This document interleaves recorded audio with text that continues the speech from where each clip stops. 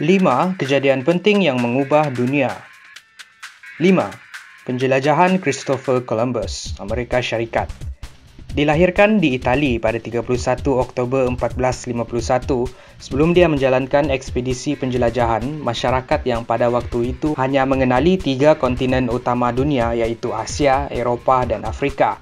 Penjelajahannya bermula pada 4 Ogos 1492 dari Spanyol dengan 3 buah anak kapal laut dan 100 anak kapal. Di dalam misi mencari jalan pintas untuk sampai dengan pantas ke Asia Barat untuk tujuan perdagangan. Mereka kemudiannya sampai ke Pulau Caribbean iaitu salah satu kawasan dunia baru. Secara langsung meletakkan Christopher Columbus, orang yang terawal sampai ke dunia baru. Tersebar dengan cepat berita berkenaan dunia baru ini. Selepas Christopher, ramai penjelajah yang berlayar untuk pergi dan berhijrah ke tempat yang sama. Ia dikenali sebagai Amerika Syarikat pada waktu ini. Dunia baru ini pada asalnya tempat tinggal orang masyarakat asli orang Indian. Namun apabila terlalu ramai orang Eropah yang kebanyakannya berasal dari British berhijrah ke kawasan tersebut, mereka kemudiannya mendirikan kerajaan yang terdiri daripada masyarakat orang putih Amerika. Tanpa penemuan Christopher terhadap kontinen Amerika pada tahun 1492, berkemungkinan majoriti rakyat Amerika Syarikat kini terdiri daripada masyarakat asli orang Indian. 4.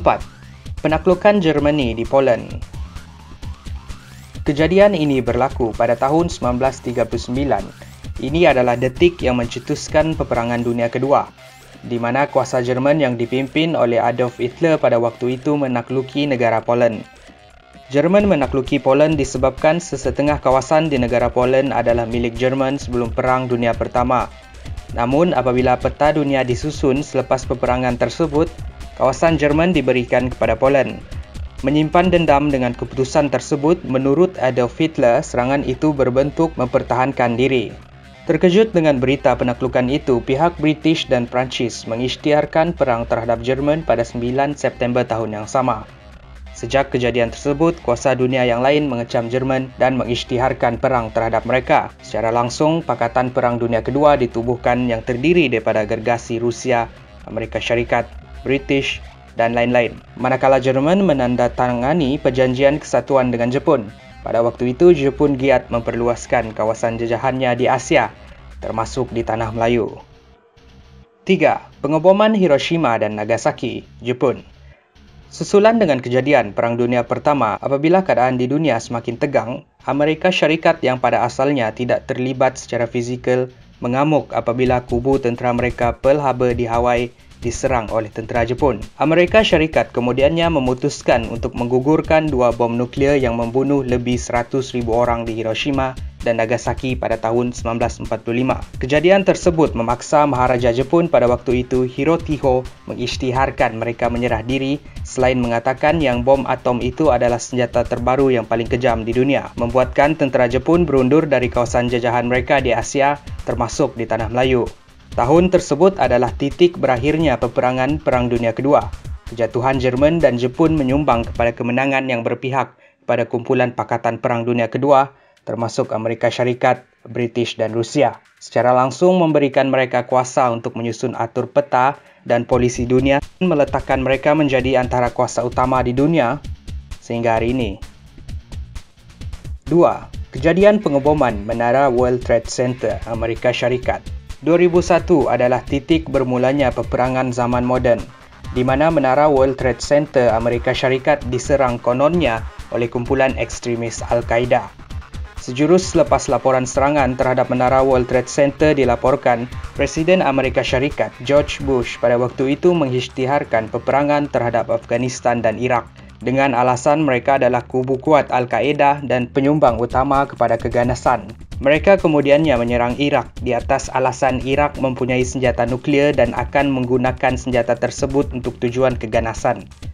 Namun begitu, selepas peperangan berakhir, George Bush membuat kenyataan yang serangan itu adalah satu kesilapan dan mereka tidak menemui apa-apa jenis senjata nuklear di Iraq. Kejadian ini mempengaruhi persepsi masyarakat dunia terhadap negara-negara di Asia Barat.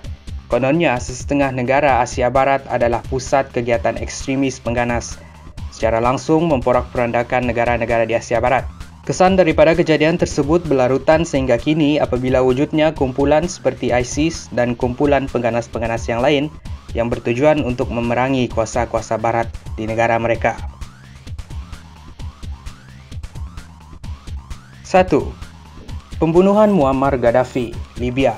Jika krisis di Libya tidak berlaku dan ketua negara tersebut Muammar Gaddafi tidak dibunuh pada tahun 2011, banyak negara-negara Arab yang akan memegang kuasa yang besar dari segi ekonomi di dunia.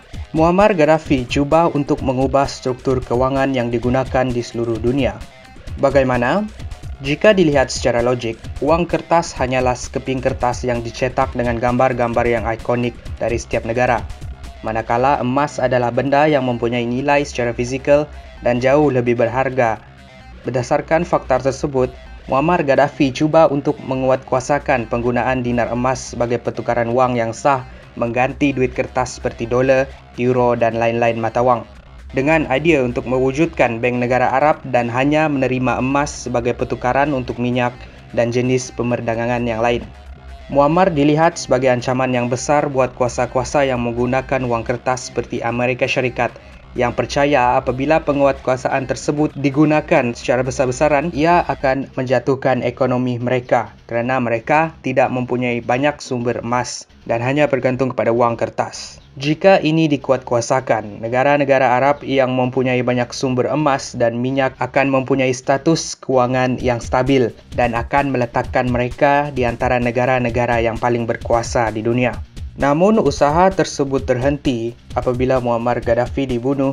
Sesetengah berpendapat yang itu adalah konspirasi sesetengah negara untuk melindungi status ekonomi mereka. Terima kasih kerana menonton video Kupi-Kupi Show Fakta. Sila like dan share jika anda rasa video ini bermanfaat. Sila klik di skrin untuk menonton lebih banyak episod fakta yang menarik.